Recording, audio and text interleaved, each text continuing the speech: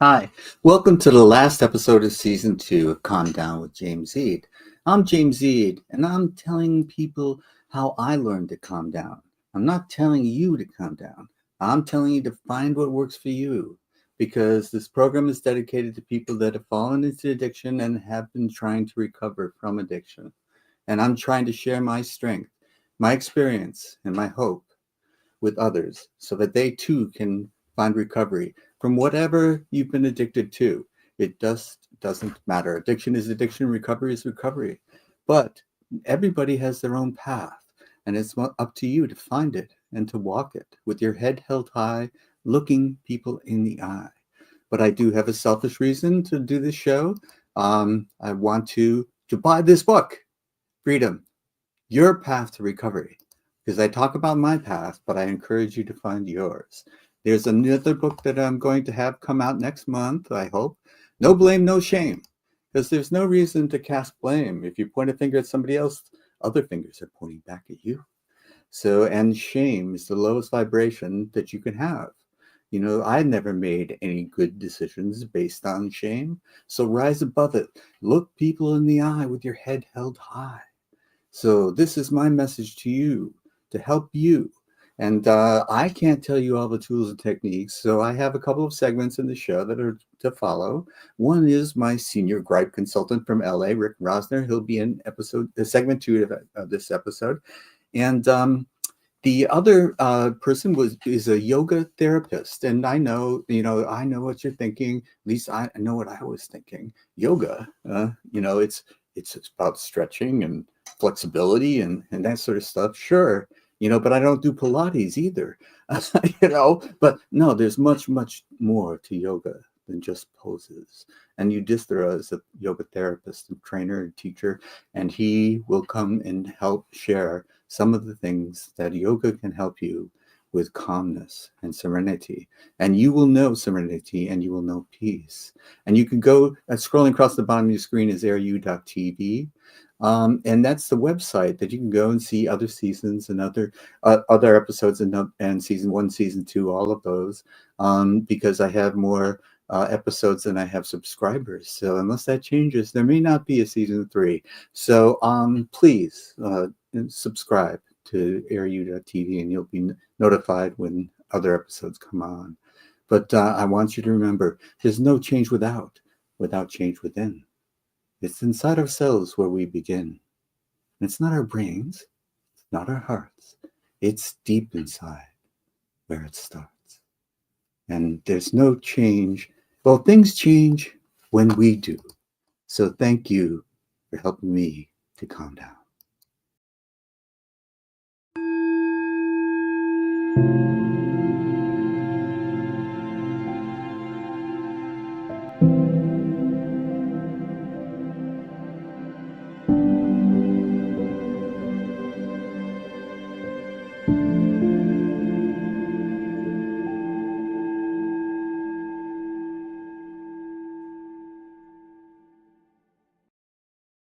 Welcome to episode 12 of season 2.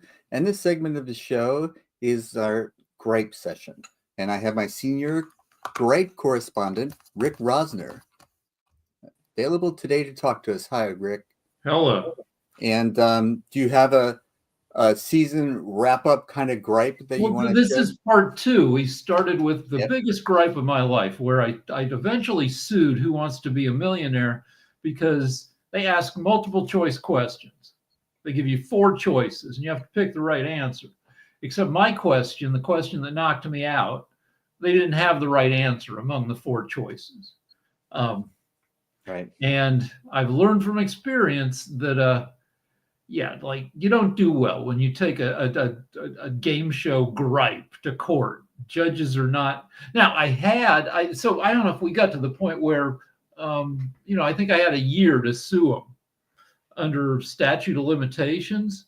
But in the year leading up to that, I'd written a mazillion letters and made a bunch of phone calls saying, you guys asked me a fucked question where the correct answer wasn't in there, and they insisted, well, that wasn't what the question was about, that we gave you 4 choices and you just needed to pick the best of the 4.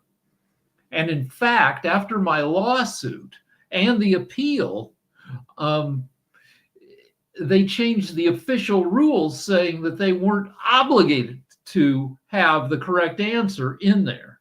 That Wow. the contestants were just required to find the best answer offered.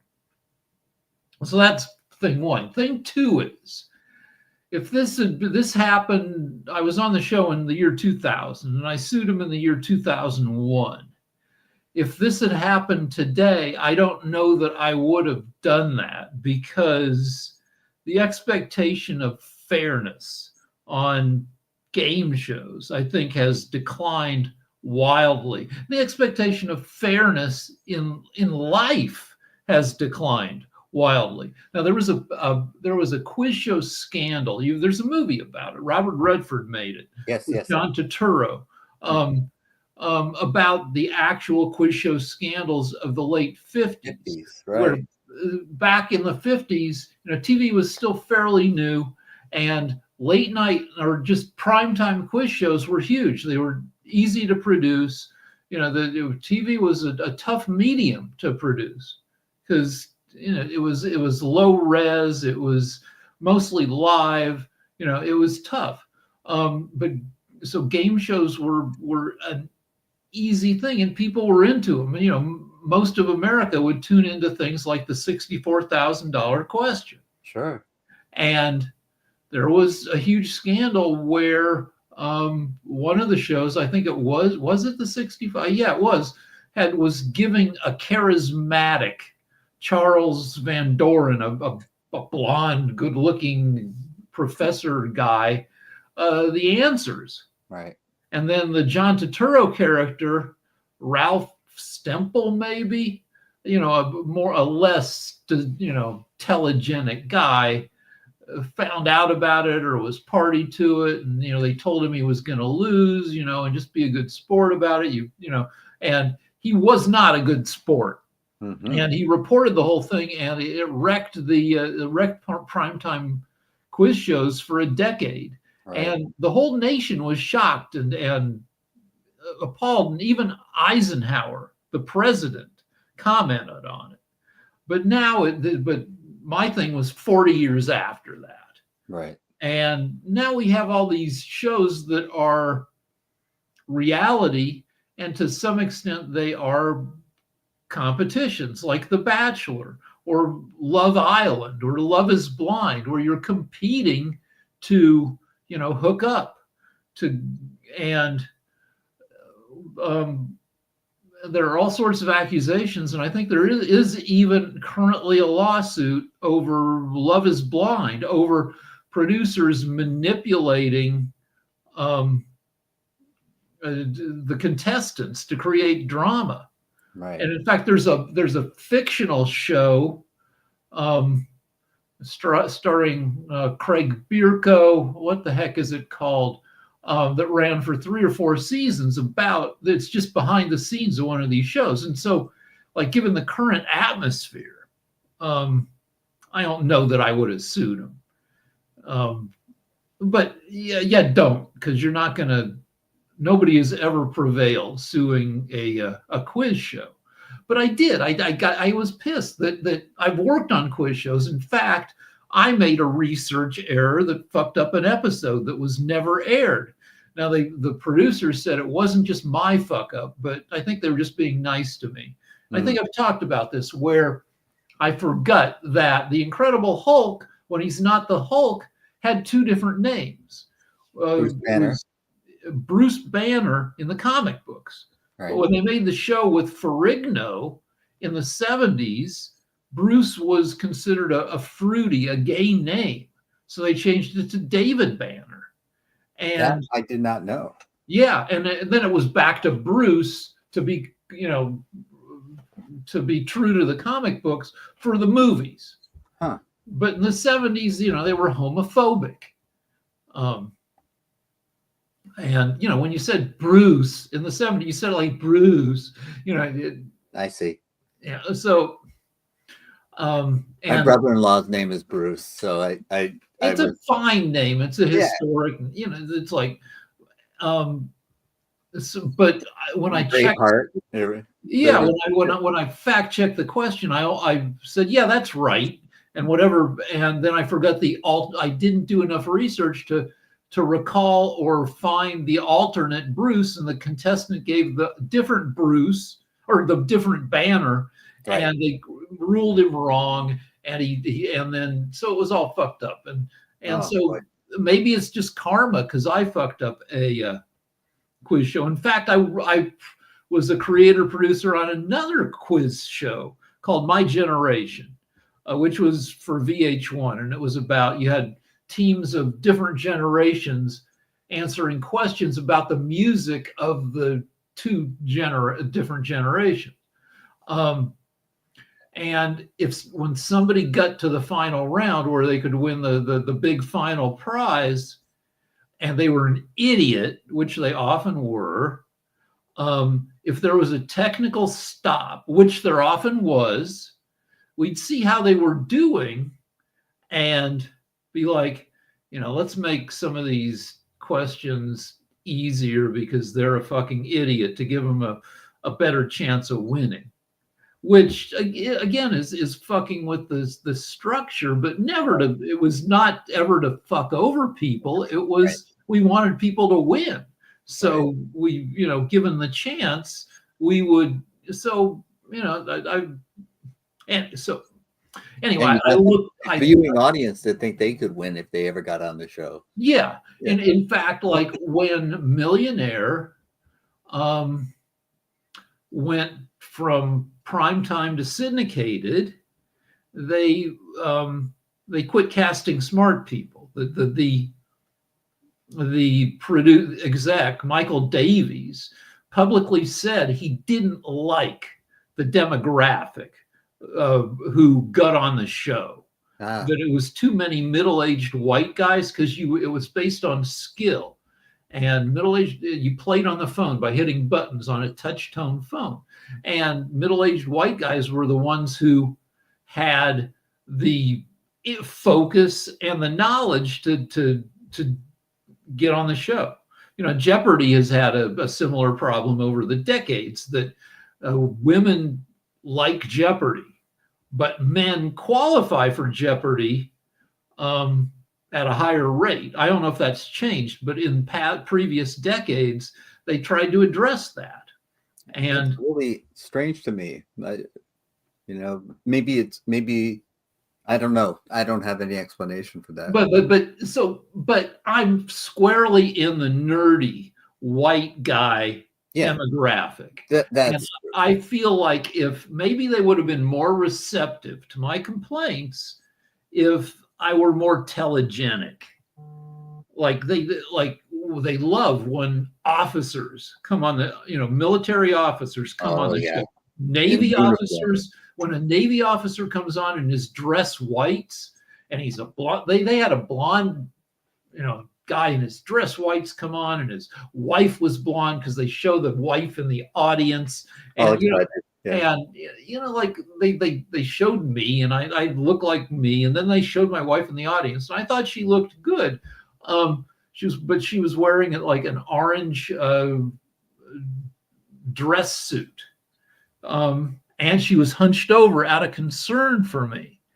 When they show, and so like my wife's not nerdy, but she looked a little nerdy because she was like this when they did it. She'd been sitting up, and if she were blonde, I feel like they would have been more receptive. I don't know, but the whole thing like super pissed me off for a long time. I spent a year doing research showing how many things were wrong with the question, not just that they didn't have the right answer, right. but that there was that like their answer was Quito, Ecuador. Right. And I would have gone with Kathmandu. Yeah, but Quito is built on the side of a volcano that runs down into a river valley. And Quito above sea level or height from all right. So how do we calculate the height? Quito has big city limits.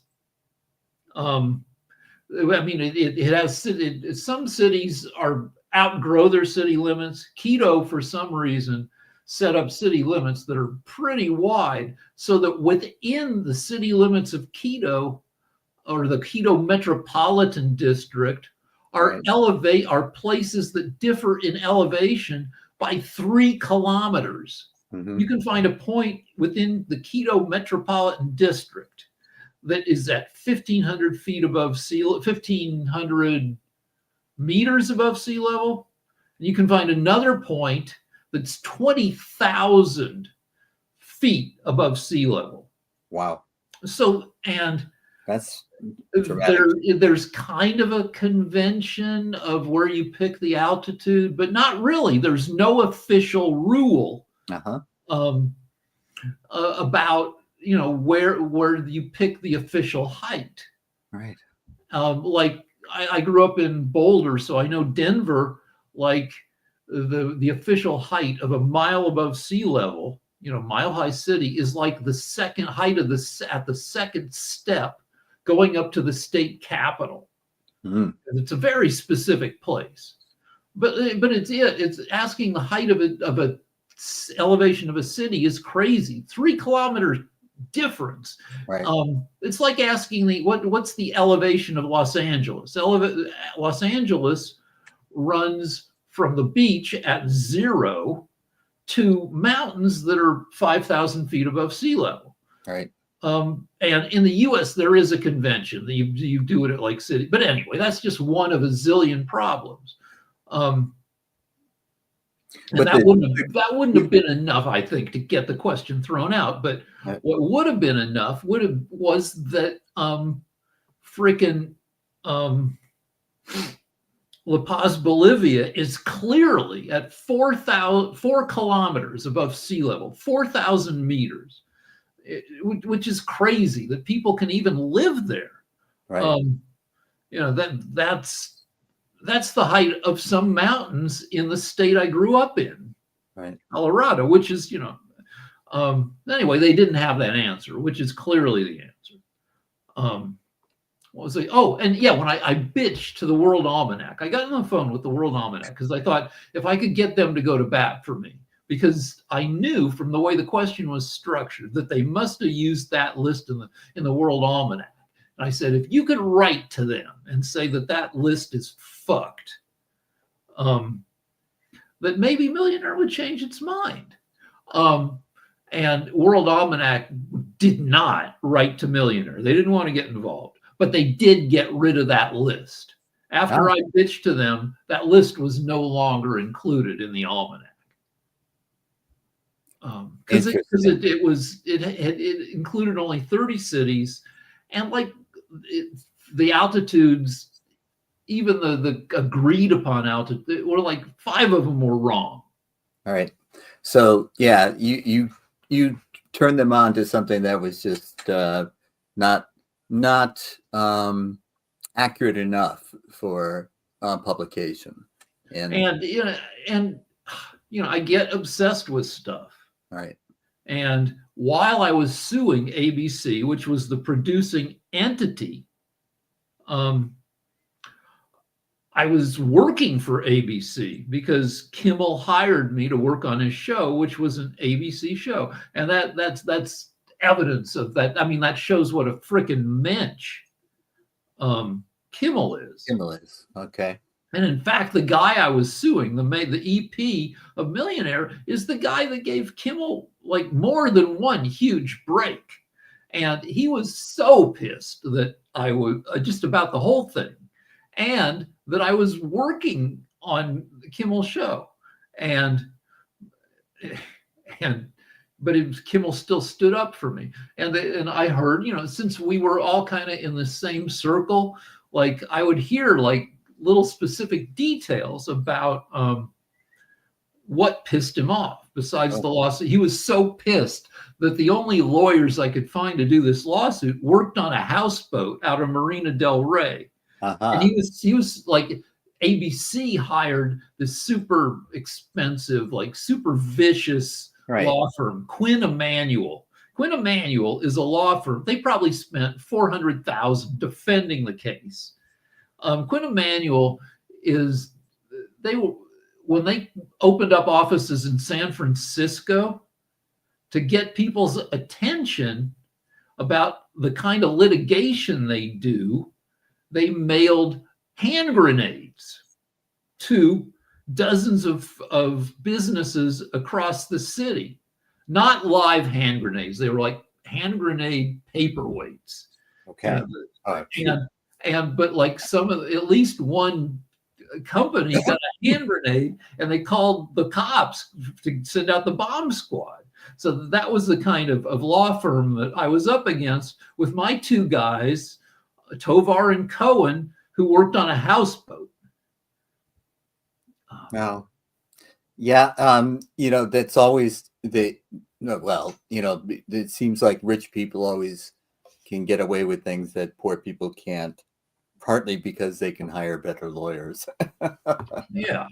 And it's just part of the system that rubs people the wrong way. So I'm the biggest loser in the history of Millionaire, because going on the show, I left with $1,000, but then I spent 40 grand on litigation. So I made negative $39,000 on that frickin' show. Right. Yeah. And that's, what lessons did that teach you, if any? That time is precious and I shouldn't waste it on bullshit, but I still do. I owe you pages. You made a deal with me, like, where I've got to be more productive. I'm working on a novel and I owe you 10 pages by Christmas, 9 days from now.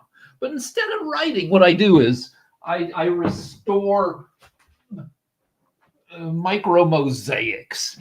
My Right. wife, like, beautiful. This thing, this thing was in pretty good shape. It just needed some cracks repaired and some places where it was missing tiles, and to be gone over with a toothbrush and just generally brightened up. And because it's nice to sit there and do little artsy craftsy stuff. Well, that's a good exercise in serenity, Yeah, but I shouldn't be doing it like 6 hours a day. I should be writing 4 hours a day and doing this stuff, a few hours a day. Right. Okay. So the lesson that time really shouldn't be wasted is something that intellectually, but you haven't put into practice. That's right. Stephen King says that time is a pretty pony. That you need to get your pony in order. You need to ride the frickin' pony, because if you just let it run free, it's going to run away and you're going to be fucked. Right. Okay. So what is going to change your mind about whether or not you get me those 10 pages? No, I have the pages. I'll send them to you, and I'll pretend that I wrote them between now and then. But no, these are pages that I've had for a while. I'll get in there and I'll revisit them and like soup them up a little bit. Right. Because you can never do too many revisions. You can revise and revise and it takes, like, didn't Hemingway say the first draft of everything is shit? Yeah. And it's also in the, like, I hate reading what I've written because you do find errors and things that should have been caught or whatever. But there's no question, like, one of my books is in its 4th edition. And part of it is that things change and you have to incorporate it and modernize it. But, the other thing is that there are things that I wish I had done better. Yeah. And but right now we live in a first draft world, because social media, when people, type and or talk, and it just goes out. It's memo mode. That's what I used to say when things changed. And for me, it was in the 90s when the time for reflection was over, and the internet made this really, and this happens to article writers. The pressure to generate content to put on the internet immediately is replaced the desire for well-researched articles. So the people that were doing the well-researched articles weren't interested in cranking stuff out. And the people that were good at cranking things out replaced them. Yeah, So yeah, well, the content went way down. The not even quality of the content. not even people anymore, because you type in certain stuff into Google and AI writes you an article on the subject Yeah. within 3 seconds. Right. And Chat GPT, the latest version of Chat GPT, is even faster and more thorough. I'm And making a it note. doesn't always get everything right, but it's very well put together. You might And be getting fed bullshit, but it's really good bullshit. And like, you can talk to Chat GPT and you can ask Chat GPT and say, this isn't great for people, is it? And Chat GPT will come back at you and say, well, you can like change your attitude and stuff, but Chat GPT is pretty much like, yeah, you guys are a little bit fucked, which is it's here to stay. Yeah. And I also think, I haven't been broadcasting this because it's not out yet, but my latest book, I told a few people about it. And one of the persons, their first question to me was, how much of it was AI written? And I was surprised and offended for about a minute, because then it dawned on me that that's a very legitimate question. yeah. I mean, AI is not great at creative stuff, except that I asked, I talk with a guy like we talk, a few times a week, and sometimes we'll get into a threesome with Chat GPT, and we ask, he subscribes to the latest version, which is scary good compared to the previous versions, and it's like, pitch us 5 movies that Yeah. we might watch in 2035, and they were all decent pitches. I would have been felt okay taking any of them into a pitch meeting. Right. And then I realized, like, I'm working on a book in the future about a character who's in entertainment, and it's always fun, a little cheesy, to drop the names of like bands into a book about the future. Like, we were just, like, we were at a concert of the Bloody Tampons or some crap like that. And, and so I said, give me, I asked Claude, which is the version I use, give me the name of some possible celebrities 10 years from now.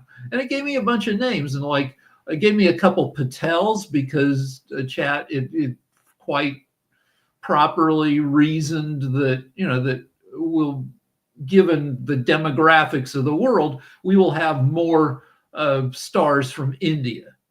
And, and it gave me some Latino stars, and I haven't asked it to give me band names yet, but that seems like, give me 100 band names of bands we might see in 2035. Right. And what you do is, out of the 100, maybe I'll find 3 that make me laugh. And then maybe I'll have it do it. Now give me 100 more. And then maybe I'll find 2 more. I mean, which is kind of how you write jokes. If you've got time to write jokes for something that's going to be seen by a bunch of people, you crank out dozens and dozens of jokes. Sure. And you take the best 2. Right. Sure. So I may turn to AI. I almost certainly will use it for something like that. Yeah. And or the name of restaurants. Like, I've got a bunch of like ridiculous restaurants in the future where. Right. Well, and that seems to me to be legitimate. It's like research in general. I used to turn to books, like an encyclopedia, a dictionary, something like that I would have on a shelf. I could pull it up, but there's no need for those things anymore. I used to have a globe. I don't need a globe anymore. And they were out of date pretty quickly anyways, so all of these things are just, you can look them up, and I don't see the basic error or what could be wrong with looking things up on your phone or on but here I'm using AI to do my scut creative work. Right. That's where I would draw the line. I mean, for me, it's like, give me a story idea, I don't really go in for that as much as I do help me research a name or like what's a plausible name, because that's where I get in trouble. Like, I get in trouble with thinking of, Well, there's a way. If you don't want to cheat by using AI, the government has a database of every frickin' baby since 1880. uh-huh, And that's great. If you're writing a scene set in the 1940s, right. and What were the popular names there? then Yeah. you just go to the most popular baby names list from the government, and you say, give me the names of, the most popular names of 1915, say. And Yeah. it used to be by year. Now I think it might be by decade, but give me the most Sure. popular. And those are the people who grew up to be in. The people born in 1915 are now in the 40s. They're 25, they're 30 years old. Those are your Thelmas, your Tiffany's. Ednas, your Tiffany was Helens. there was a whole bunch of Tiffany's for a while, and then that stopped. Yeah. Yeah. And it's great because like Elmo. it's a crap movie when the cop is named Jack. Mm. And my wife gets so sad because every middle-aged female bureaucrat is now named Carol. Mm. And she's a Carol. Carol's And a meme now. Yeah. Or yeah, Karen. Karen's a meme. Karen is, but Carol is kind of Karen adjacent. Carol is like a nice Karen. I get you. Kind of same era, and will grumble, will bitch at you at first. Carol will be like, but then she will, like, she's basically a good person, will be like, yeah, all right, this was a pain, but I did this for you. They always come through, and Yeah. they're like an unsung bureaucratic hero. And then Rick, the same deal. It's Carol and Rick. You know exactly within 5 years when we were born. And Rick is a dick. Rick and Morty. Rick, I don't watch the show, but I know that Rick is one of the biggest assholes on TV. Okay. So anyway, I've learned stuff from Suing Millionaire. I haven't taken any of the lessons to heart. Okay. All right. So we'll end on that note, is that when you learn a lesson, try to take it to heart. Otherwise, you went through it for nothing. Yeah, like, okay, so like we had this argument on a different show in the morning where like we were arguing about like 75% of Americans are overweight or obese. And what on the other side was Adam Lamparello, who was saying that Americans need discipline. And on my side, I was saying Americans need Ozempic. There's a pill that fixes it. Take the frickin' pill and save your discipline for something else. Uh-huh. So what Like I writing need your is book. a pill that makes me buckle down. Okay. I mean, the help can be there. When you know what you need to do, but you still need to do it. Yeah. Yeah. Right. Well, I'm gonna say a peace and harmony prayer for you after the show to help you buckle down. And until then, appreciate it. Take care of yourself, and I'm going to expect those 10 pages. All right. Merry Christmas. Happy holidays. Happy holidays to you too. And thanks again for being a regular senior gripe. Well, thank you for having me week after week. It's been my pleasure. Thanks again, Rick. Okay, Rick's backstage now, and I'll talk to him later, and I'll point my finger at him and say, get to work. But that doesn't usually help people calm down. So whatever works for you to learn how to calm down, well, that's going to be the next segment of the show. And we're going to have someone come on and tell us exactly what are the tools and techniques that we can use to calm down. And until then, be calm.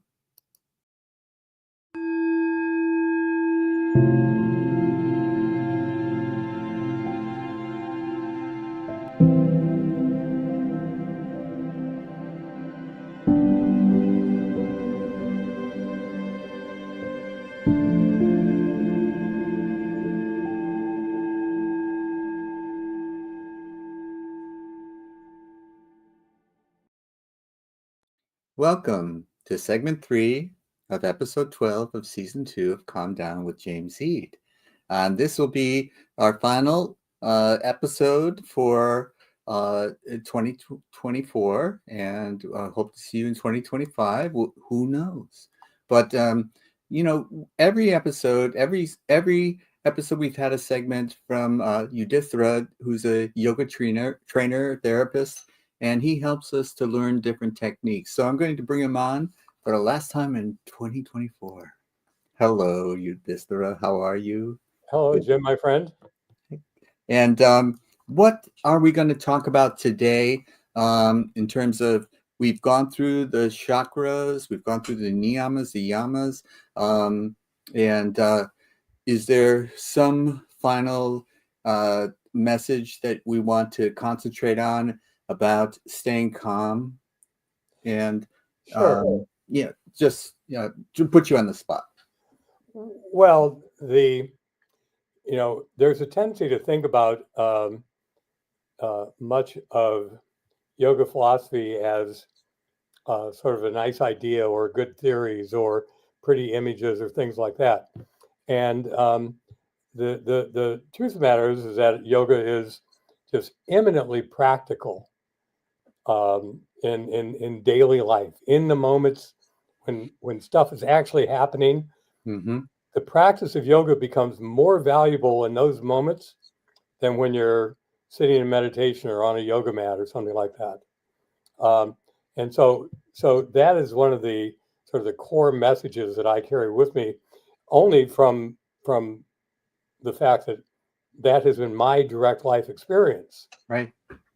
And Right. I've also witnessed it in hundreds, maybe thousands of others in students through the decades, people whose lives become immensely more gratifying in a very material way.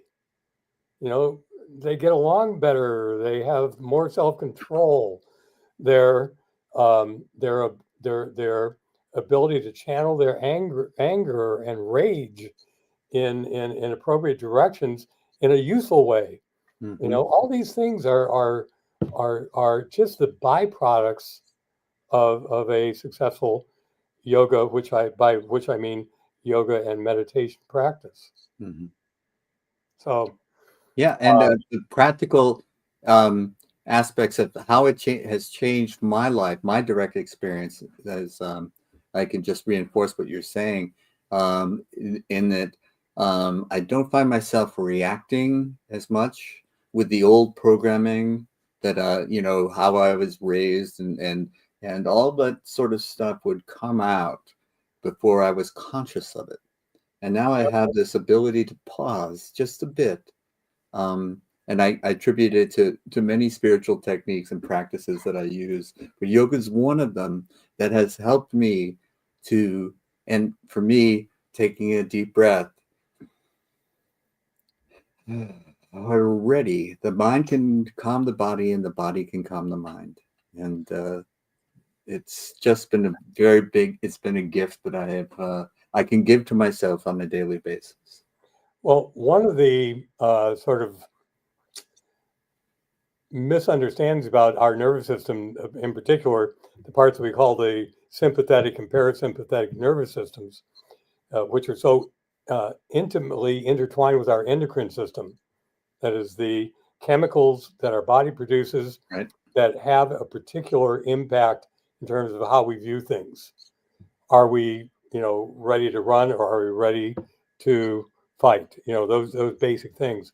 Right. And there was for a long time a common belief that those sympathetic and parasympathetic nervous systems were inaccessible to us, and that is simply not true. It's simply that they are not directly controllable in the same way that you can um, force your mind to do something, or hold your body in a particular yoga posture, something like that. But much of the therapeutic tools, I'm thinking of a guy named, probably mentioned him before, Bessel van der Kolk, Mm-hmm. who wrote a book called The Body Keeps a Score. And he's just a researcher. Mm-hmm. I think he's a psychiatrist, and he's an MD, I think. But I mean, just an excellent book, The Body Keeps a Score. So worth reading.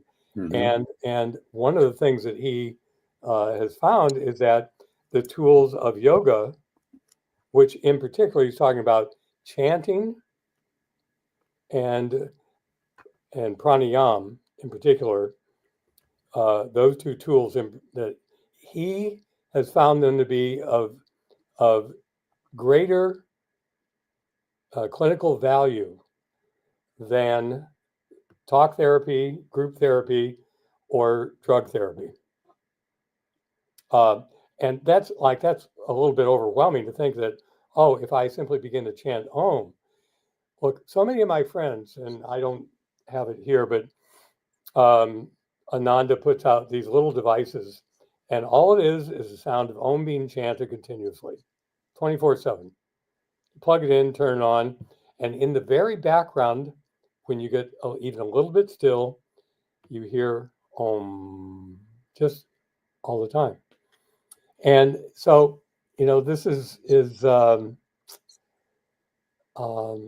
again, it's very, very practical to be able to, title the name of your program, Calm Down with James Eade. All right. That ability to calm down on purpose is not available to most people. They don't know how. I'll go out, take a walk. Yes, that helps. It does help. Take 10 deep breaths. Yes, it does help.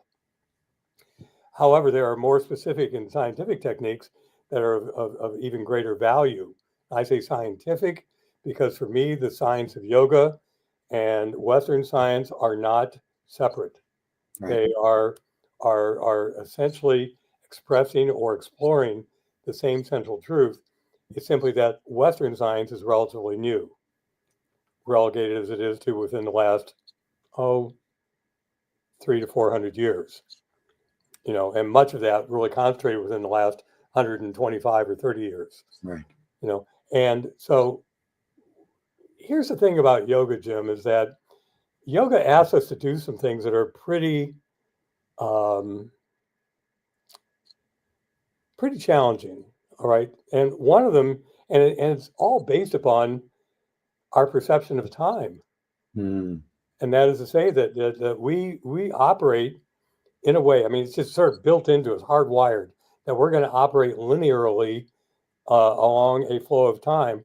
And that is a complete illusion. We know it. Physicists know it, that time is malleable. Time changes. Yes. It's relative to all kinds of other forces, in particular, the speed of light. Right. And, but so yoga asks us to do some things that are inherently quite challenging. One of them has to do with the past. And that is to say that we are asked, if we step onto the path of yoga and accept karma and reincarnation as the basic model for purification and perfection of an individual being. I'm using language here on purpose to make it easy. I'm not talking soul, or I'm not talking yoga terms, Atman, things like that. So an individual being, anybody who has been challenged in his or her life in the way that I know that you have been challenged, and I've been challenged,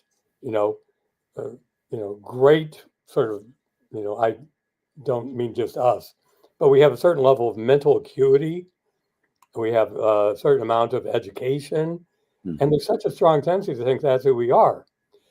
But yoga asks us to identify ourselves instead in relationship and our lives and the things that happen to us in relationship to the things that we don't even remember. Right.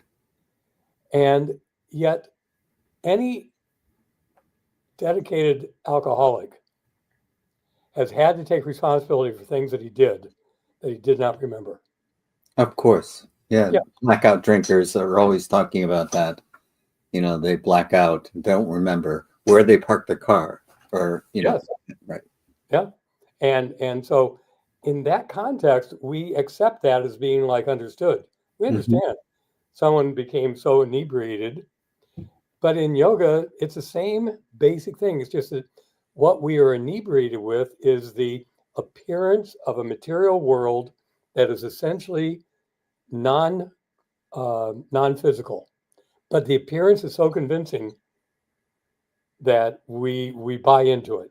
Yeah.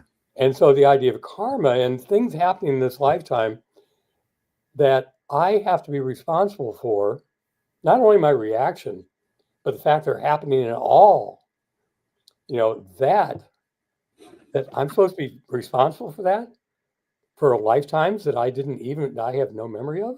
Right. And so you can see that it's tempting for people to do past life regressions. Mm-hmm. And I'm not denigrating that as having some potential value. Yeah, it's a tool, right?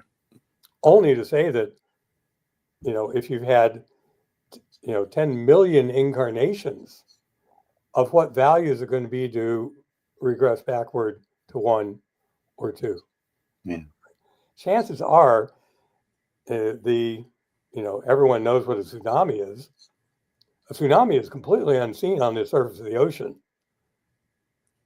And a tsunami begins somewhere far away. Yes. But the impact of that tsunami is felt potentially in many places around the world.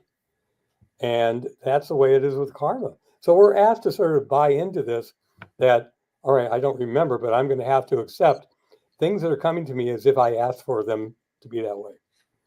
That's one challenge. Looking into the future, and here's the other part, which is equally challenging for people. We don't know what we're capable of. We don't know the power that we have. And so yoga provides us these basic incremental tools, the yamas, the niyamas, pranayam, asana practice, Mm-hmm. meditation techniques, all of which are things that we can do on our own, but they bypass a very simple thing that Western science really is built upon. That if I want to know about the laws of gases, I'm going to go back to Lavoisier and Boyle, back in what, the 1800s, and I'm going to believe what they did, Mm-hmm. research they did. I'm going to believe it because it has been reconfirmed over and over again. Like And Maxwell's equations for magnetism is the same thing. Yeah. I mean, we somehow accept that the religion of science, and Yogananda's first book when he came to the United States, the first book he published was called The Science of Religion. Mm-hmm. And so the thing is that we are capable, and I mentioned earlier the sympathetic and parasympathetic nervous systems. Those are very physical realities. Mm-hmm. If I am feeling depressed, if I have certain chemicals in my system, in my brain, can I change that chemical balance? And the answer is yes. Yes. And I used to say, if it wasn't for cortisol, I'd have no sol at all. And but it's possible to lower that stress hormone, or and these are the types of things you can change. Some people, and it again, Western science can help you moderate your moods, your depressions, and things like that. And they will give you a pill to take that will help you do that. But there are other tools and techniques that can also help you at just without any external source substance. So sometimes the combination is necessary. Absolutely. And there is no doubt that 12-step meetings work for people. Mm-hmm. That group therapy works for some people. Talk therapy and one-on-one therapy works for some people. Drug therapy works for people. It oftentimes gives them a little bit of a break in the action that allows them an opening to begin to explore what they are capable of on their own.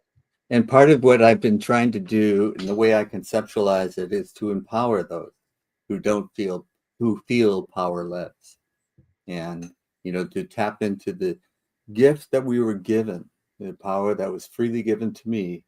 Is not of my creation. I can't claim it. I can channel it though, and then who knows what I can do. It's really been, then the universe will reflect it like, this is, you're channeling it because you're manifesting change. And this is, the words don't sound as impressive as the experience does. The experience just is convincing. It's true. And again, what we're capable of, those experiences that you're pointing to, almost everybody, not everyone, but almost everyone has had some experience in his or her lifetime of being in that place where you feel like you are complete and whole and one with everything that is. Mm-hmm. It happens sometimes spontaneously. Mm-hmm. I will say it never happens through the use of drugs. Right. All right. It's tempting to say, well, maybe the drugs will help get you there. Occasionally, I've met people who've had some sort of experience with ayahuasca or LSD or something like that, where they had enough of a profound experience that they then, when they went back into their daily life, were willing to do the work Mm-hmm. to achieve that again without the drug. Yes. Right. Not very common. No, but I can remember Ram Dass once saying that, he was in India working with a guru, and he gave him LSD and he just popped it into his mouth, and he says, Yep. "Oh yes, we had something like this that, and it could help a little bit, but it didn't have the effect on him that Ram Dass expected." Exactly. And by the way, Ram Dass is his guru, Neem Karoli Baba, was his guru's name, and just boy, what a an amazingly bright soul, and that guru put so many great yogis out into the world, including Ram Dass. Mm-hmm. So it so much of it comes down, Jim, to accepting the fact that we have the power to overcome karma, and I would say overcome, which means to um, counter, to neutralize. Neutralize is the right word. To neutralize karma, and remembering that, going back to the chakras, that the karma is lodged within each of the chakras as a particular energy vortex, Mm-hmm. and that through certain yoga techniques, and maybe you and I can do just one simple one right now, Oh, sure. together, and your viewers, of course, anybody who's watching this could follow along.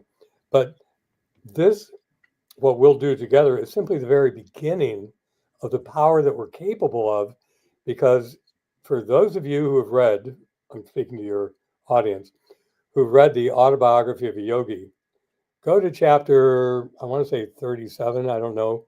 It's a chapter on Kriya Yoga. Mm-hmm. He does not give the technique. That requires preparation, and it is not given, it is sacred, it is not secret.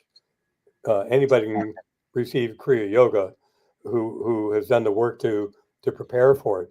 But it's important to do the work for it because it is something of great value. But Kriya Yoga in particular has the capacity to burn up these seeds of karma intentionally using the power that we have, which is essentially the power of the divine that's been given to us, and that we have simply lost track of who we are.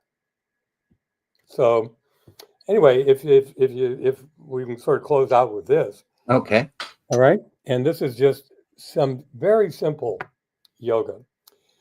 Take a double breath in through your nose and tense your whole body. And then double breath out through your mouth.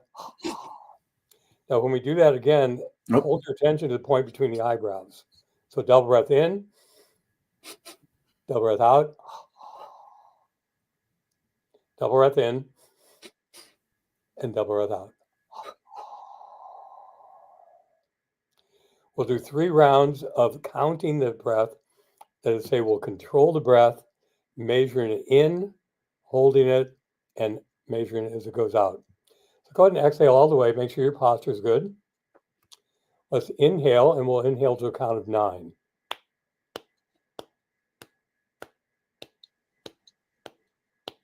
Retain.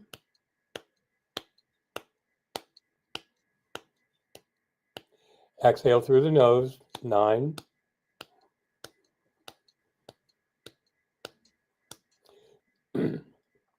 2 more rounds. In.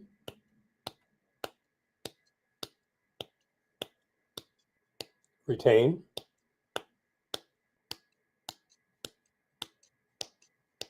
And release.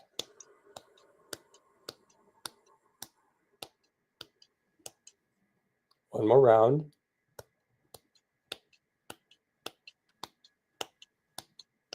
Retain.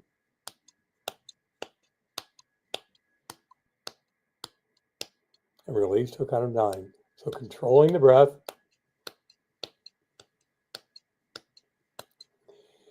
Now with your palms resting, palms upturned, hold your gaze to the point between the eyebrows, and your job now is to not control the breath at all. To simply watch. And watching the breath often begins by holding your attention at the end of the nasal passages and following the breath as it moves or as it pauses. So as the breath moves in and you follow it, it'll lead you to the point between the eyebrows. And it will feel cool. When the breath is ready to exit, it will feel warm, but hold your attention to the point between the eyebrows even then.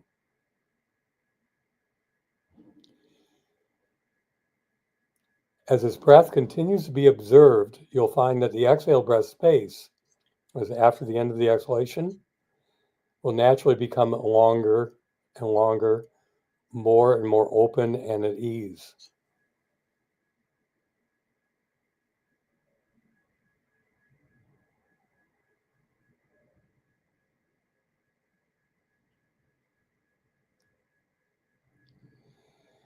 Now, once you've achieved this place or the state of non-controlled breath, where you're simply the observer,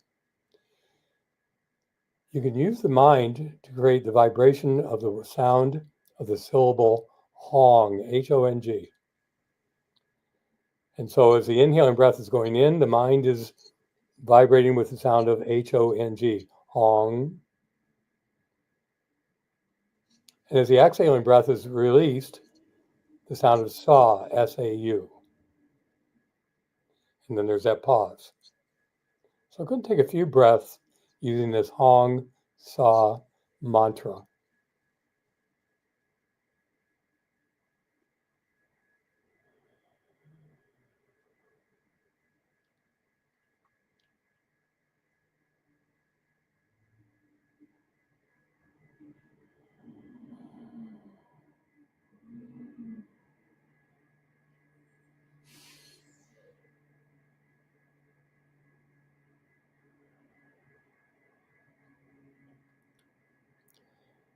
You can let the mantra go and let the breath fade into the background, just holding your relaxed attention to the point between the eyebrows.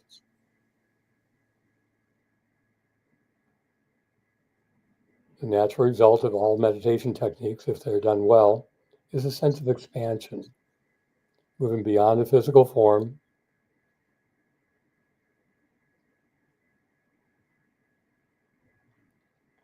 And along with that sense of expansion comes the qualities of calmness, sometimes the quality of joy. And sometimes we get to actually hear the sounds of the chakras or see lights as well. But trying to do those two things, listen or see sound and light, is counterproductive. Mm. And then bring your hands to your heart. You can just finish your meditation with Om Shanti. Shanti means peace. Om Shanti, Shanti, Shanti. Mm.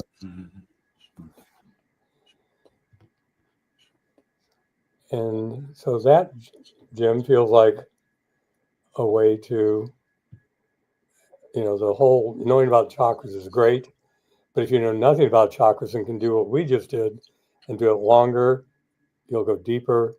And again, what will happen doesn't have anything to do with knowing about yamas or niyamas, pranayama, or anything else other than the experience of yoga, which is to say the experience of feeling at one with all that is.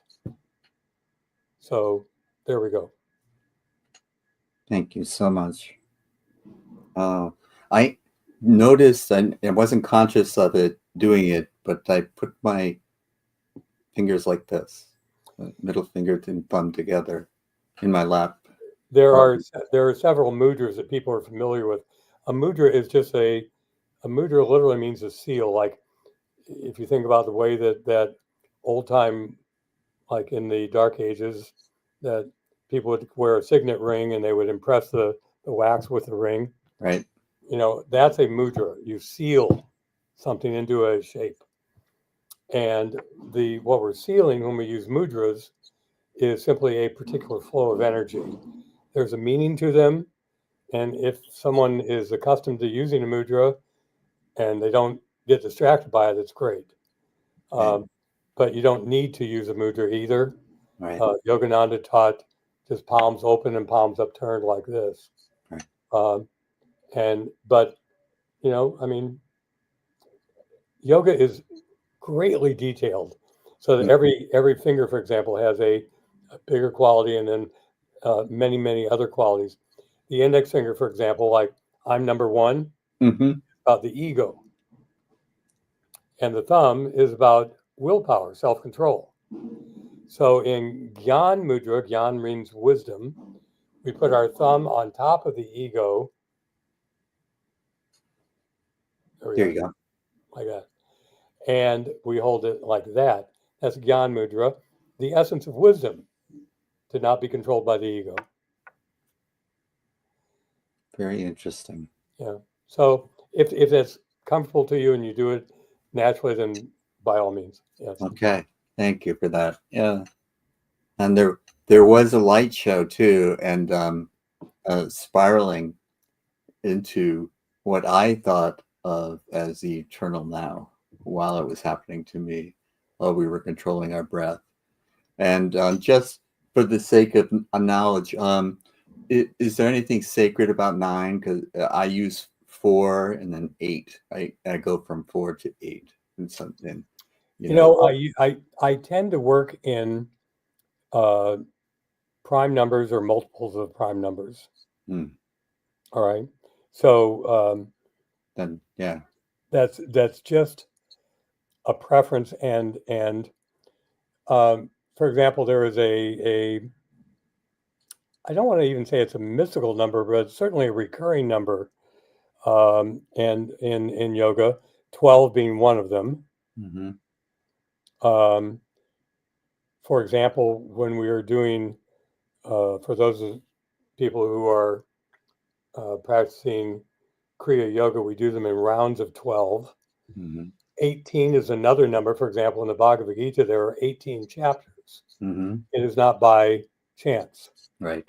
The war of Kurukshetra, the Bhagavad Gita, lasted 18 days, not by chance. There's also another magic, or I shouldn't say magic, another relevant number called 108, which is 18 times 6. And so you have 3 times 3 times 18, you get to 108. And if you have a mala, I don't have one on me, but if you take a mala, which are the meditation beads, they all are strung with 108 beads. Interesting. Did not know that. Okay. Yeah. Well, thank you so much. And what a nice way to bring 2024 to a close. And I hope, and I'm certain, but we never can be certain of these things, that I will see you in 2025. Blessings, my friend. Blessings to you too. Thank you again. Well, Yudhishthira has been such a big help to me with this show. And we remember that when we try to calm down, there's various ways to do it and to find what works for you. And Divya will take us out, as she always does, with a way to say goodbye for now.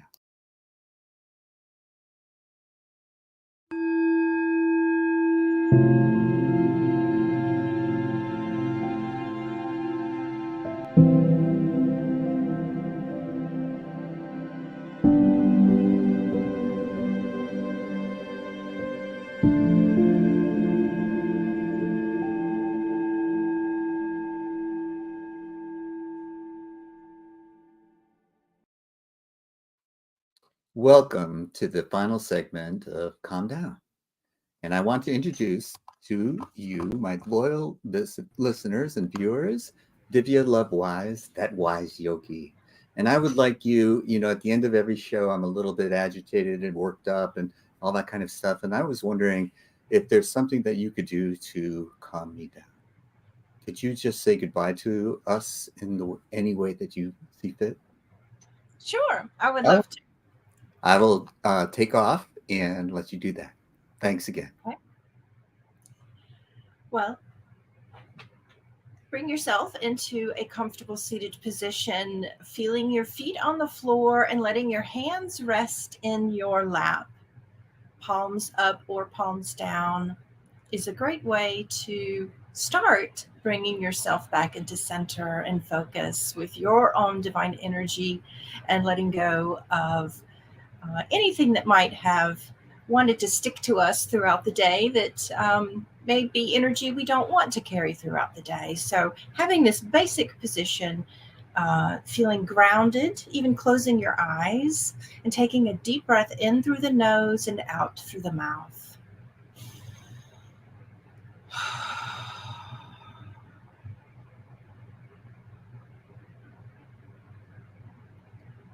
And one of the ways we can bring ourselves back to center is observing with our senses what we can feel, the temperature of the air in the room, observing any sounds that you hear.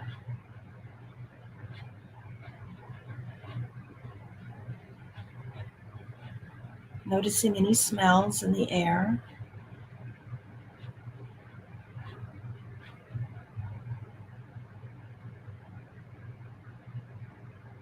And then bring your awareness to your breath.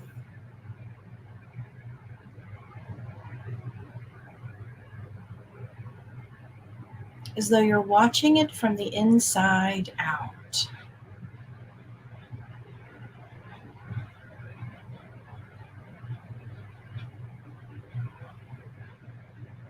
Watching the inhale wash into the body. And watching the exhale wash out of the body. Just like the waves of the ocean as they wash onto the shore.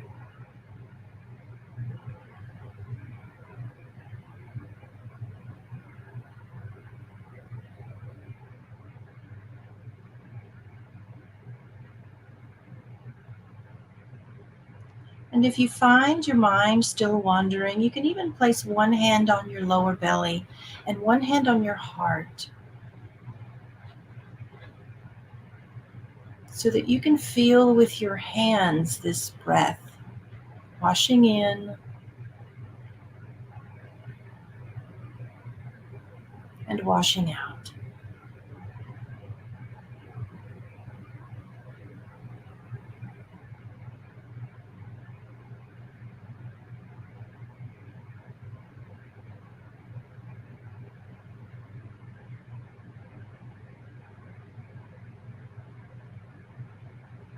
And with your mind's eye, visualize this inhalation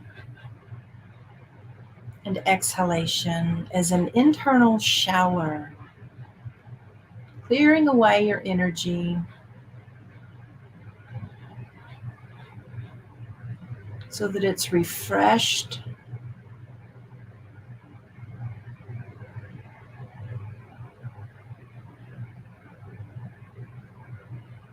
it's rejuvenated,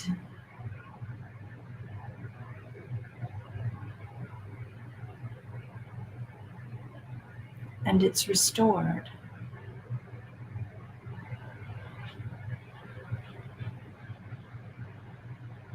Releasing your hands into your lap, just give yourself a few seconds of pause in this return to peace, enjoying it.